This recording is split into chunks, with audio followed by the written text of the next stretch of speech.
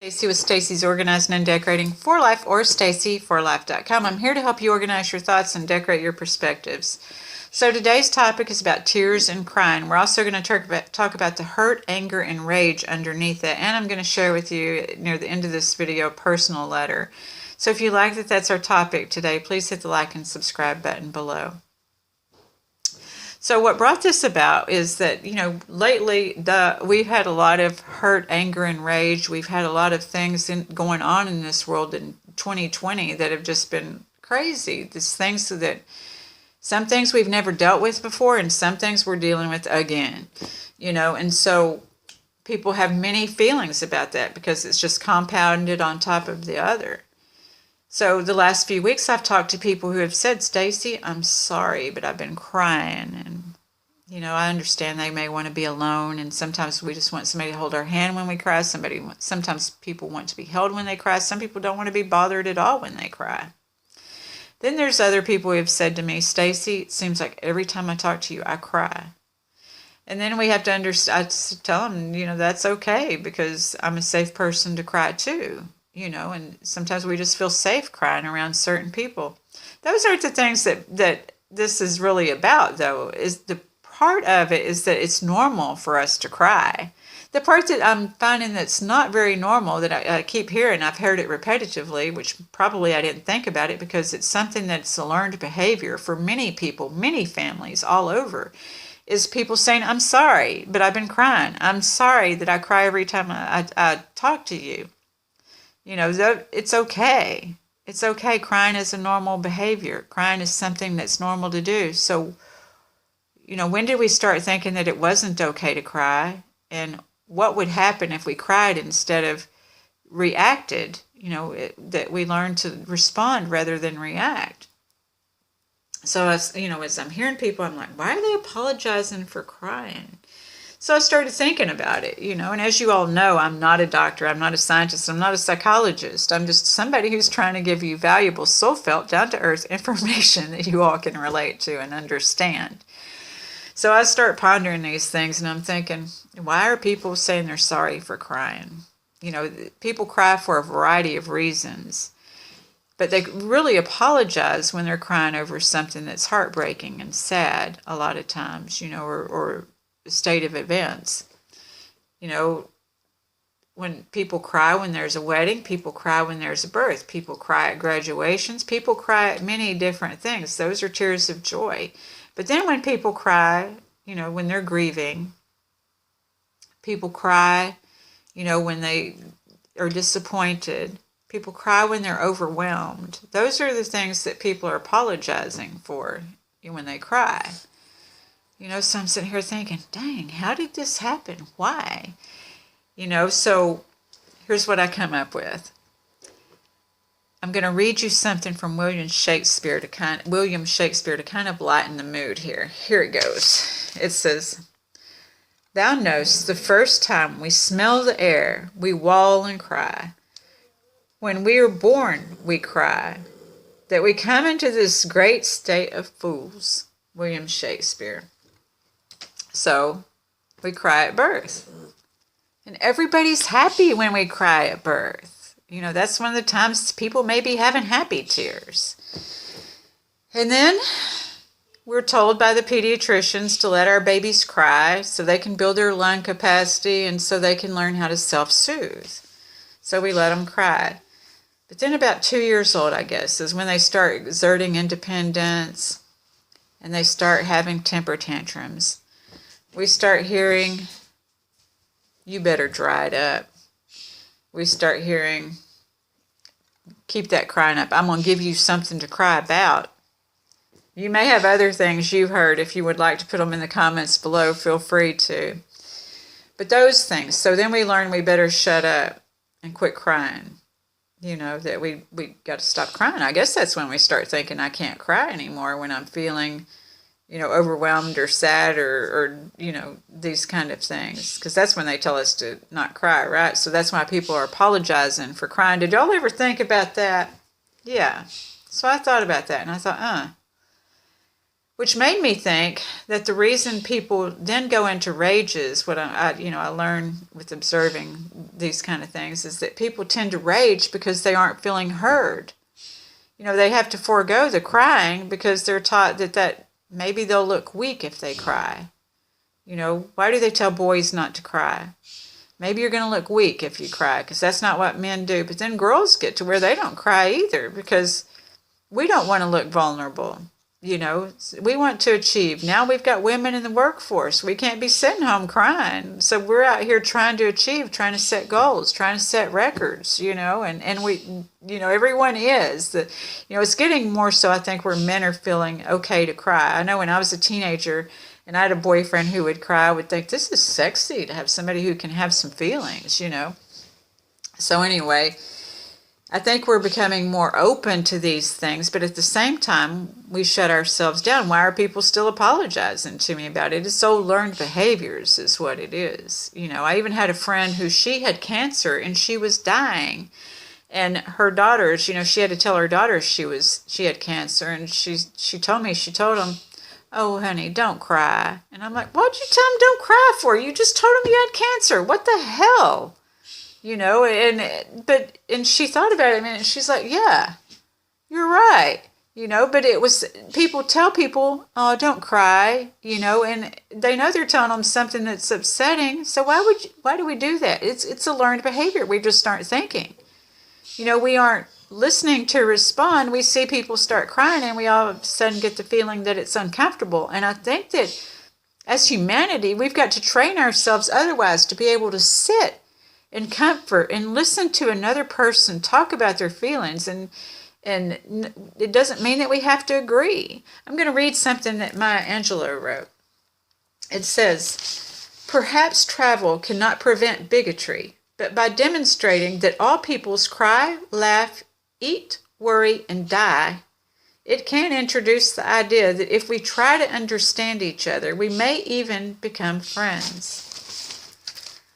You can be friends without agreeing with each other all the time. I understand that when I was young and immature, you couldn't be my friend if you didn't agree with me. But as we grow older and mature, it's kind of cool to be able to get another person's ideas, another person's thoughts and perspectives, and to understand where they're coming from. For me, myself, I've learned so much through that, and I'm able to embody, even in my consciousness, some of the things I've learned from other people that I liked and I admired, and there's other things that were along that same, the same conversation that maybe I just didn't discard it. But there's usually quality in everything that we see here and hear, because we wouldn't be seeing and hearing it if it didn't have a need or to be brought to the surface. And that's what we're all dealing with today, but everybody's already defending or wanting to not deny, or, it's a conspiracy. And I'm not saying it's not any of those things. I'm saying, how does it affect your soul? You see, because the thing is we are all connected to the earth. The earth has gone through a great thing, and we're all connected. And so when it rains, things grow. They get green. They flourish. That's the same for us when we cry, y'all. When we cry, we grow and we flourish. So why would we want to stop ourselves from growing and flourishing? It will come out in health issues, I believe, and looking, if we're too worried about looking weak or vulnerable, it can come out in health issues. I'm not saying to cry in front of everybody, but some of us, I know as a female, I've had to go to the bathroom and cry and, pray and breathe and say, I don't know, I've told you all that.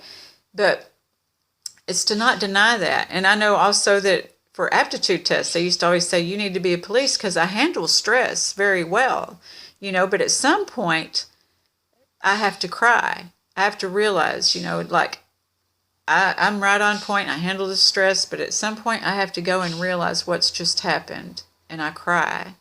Because if we don't, then we're just building, either it's going to come out inside or outside of us, where it's either going to come out as rage and sideways, or it's going to grow in us as a disease or a sickness or something. This is the way that I think about it. I shared a few weeks ago about our parasympathetic nervous system and how that when we go into flight or fight or freeze, that we release hormones and things off into our body that are bad for our immune system. And it's very important to keep our immune system up. Crying, on the other hand, also deals with your parasympathetic nervous system, but it releases tension and it releases toxins, which enable you better to respond to a situation than react to a situation. So when we can listen, we can respond. And it doesn't mean that we agree, but when I'm listening, sometimes I'm not agreeing with people. I've listened to a bunch of teenagers and trust. I don't always agree, with what they're feeling or thinking, but I can listen to them. I can still hold their hand. It doesn't mean that I'm wrong because somebody else is right about their feelings, because that's the way they're feeling, and it's not up to me to change the way that they feel.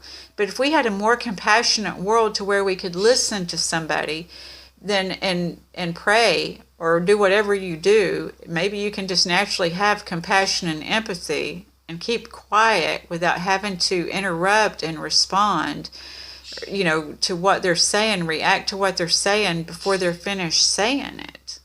To take it personally. If everyone could get the 4 agreements, and not take things personally, because when somebody says how they feel, it doesn't mean that they're directing it to you. They're talking about how they feel, and to let somebody feel and be real. And then you can feel and be real too. That's why, there is so much confusion, miscommunication, hurt, anger, and rage, because when you're not listening to somebody, well, you're karmically creating the fact that somebody's not listening to you, so you feel unheard, they feel unheard. That's why you think you got to talk over them, and it's really not a solution to our problems. The solution to our problems is being able to listen to each other without blame. See, because when we're waiting to defend ourselves, when we're in conversation, we're already setting ourselves up to blame something or somebody else, or to not acknowledge the way that the other person is feeling or the other person's side. I wish that I could talk to presidents and shit about this, because it would really help, because they don't listen to each other to respond. Everybody's looking to blame, and there's no kind of solution in that. That's why we end up doing the same thing. I'm not saying that things don't get better, because I think that they grow little by little, but especially they're not going to grow if you're sitting there holding back the water, holding back the tears, holding back whatever is going to propel people. Because I know for me, when I've cried is when I've grown the most. When I've learned something new, I become willing. Sometimes now look, I'm at an age now where I become willing a lot easier than I used to. When I was younger, it took a lot more to make me become willing, and it usually was a good kicking up the ass. So now I grow a little bit more willingly. So I'm just saying that, but I know there's people my age that still have to have a good kick in the ass to grow, and then there's some people younger than me that don't have to have one at all. So it's the differences in just being able to listen. I learn a lot from people that are younger than me. Because I listen, I take what I need and leave the rest, So there's also, if you're crying daily on a repeated basis, because when we love, we're going to cry. I had to, after I lost my son, my life coach told me, she said, Stacy, everyone is going to hurt you, whether intentionally or unintentionally, So it's learning, that we can communicate these things through listening, through compassion, through care, not trying to defend, but communicate to respond, And so one person had lost their child too, and they had told me that at 4 years it was really hard for them. Well, I found that out too at 4 years. I hadn't taken any kind of antidepressants or anything. Then at 4 years, as the holidays started rolling around again, I was crying every day. The reality was really setting in that year after year, he was not going to be here. He was not going to. And I was really taking it hard. And I would just get up, and sometimes I wouldn't even be thinking about that, but I would start crying every day. I got a fever blister on my face, and I'm kind of vain. So I went to the doctor, and I got on the Wellbutrin for a year and a half. So if you are suffering depression, if you are crying every day, please take yourself to the doctor, or ask somebody to take you to the doctor. Sometimes we do need to be balanced out. I took it for a year and a half until I balanced out. So at the end of this video, I'm going to leave a number for the suicide hotline, because I'm not talking about crying every day, y'all.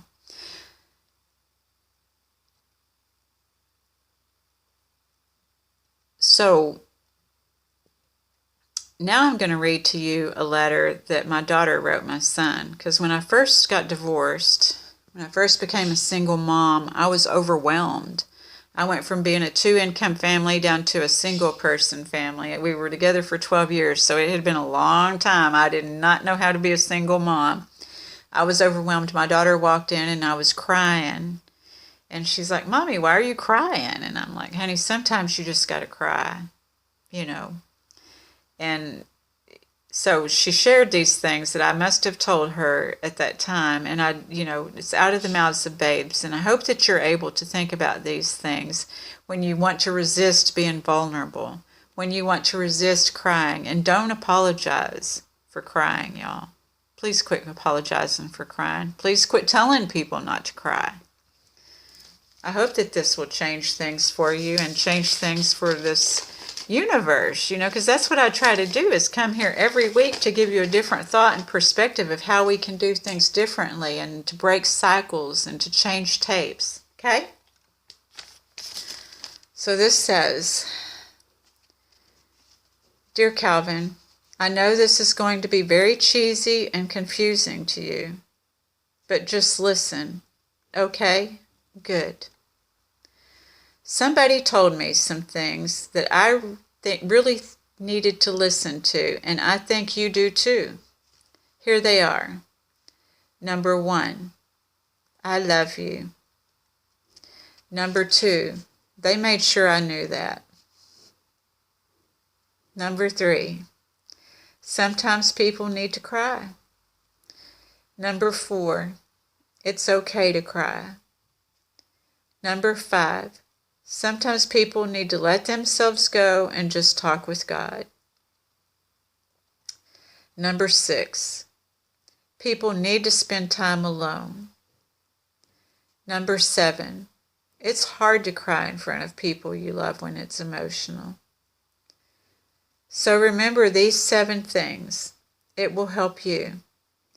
And I'm meaning to say those to you to most definitely number 1, I love you.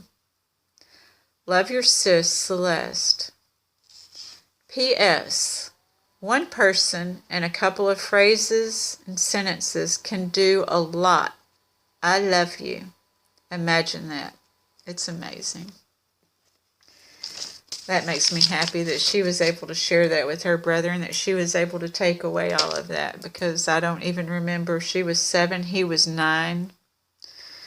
We won't even talk about what my age was, but I thought that was pretty profound to be able to share with you, that you can tell people, whether you agree with them or not, I love you, So I will post those, or maybe, as I'm saying those too, so you can see those, and I hope that this helps you. I hope that you're able to cry tears of joy, cry when you're hurt. Just let it go. Just let it go. Just cry. And know that it's okay, that it's cleansing your soul, that you're letting stuff out to let good stuff back in. So I'm going to let you go. I wish you much peace and love till we meet again. Thank you so much. Bye.